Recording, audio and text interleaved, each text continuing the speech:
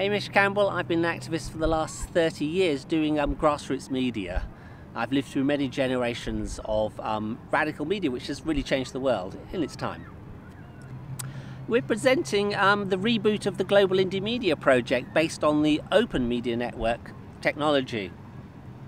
Indymedia was a grassroots media network which in the 1990s completely challenged corporate media. At its height, it had the same scale of coverage as the BBC. It was hundreds of websites around the world, in 80 to 100 countries, all producing media from a grassroots level, using the early digital tools. It was a federated news network.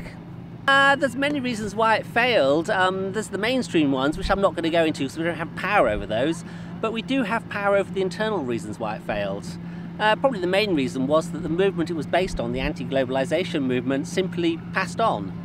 We had a problem with process geeks. They have their uses in project. They're kind of core to the project, but when they start putting in self-referential process in place, which doesn't actually meet the needs of the loosely organized federated network, it stops things happening. So it became very difficult to set up to change anything. It became difficult to make decisions. It became difficult to set up new indymedias. This happened at the same time as the geek problem became strengthened.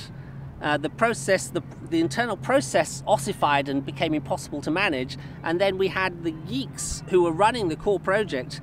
They were actually imposing security and trying to lock the project down and make it more controlled, more secure.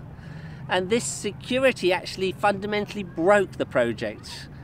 I'll give you two examples. In the UK, which is the one I have the most experience of, the project was supposed to be more radically federated, and so we implemented RSS so that the different sites could talk to each other and aggregate their content from each other.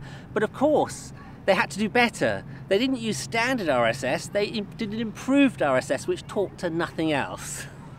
The second example is the self-signed certificates, SSL certificates, to allow the sites to be encrypted. Not a bad project in itself, but they were fundamentalist anti-corporate, so they self-signed the certificates, which means that every time a normal person went to the website, they got a scary security warning saying, "Do not go to this site, it is untrusted." And they'd have to click through a maze of disclaimers to actually get to the site to publish any news or read the news.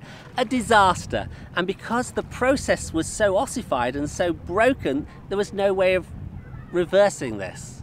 The geeks were happy because they'd made the site more secure, not realizing they'd actually made the site unusable. It wasn't their priority, a usable site, their priority was security. Together in hand with the process geeks not being able to change anything or make decisions, this actually really damaged and killed the project.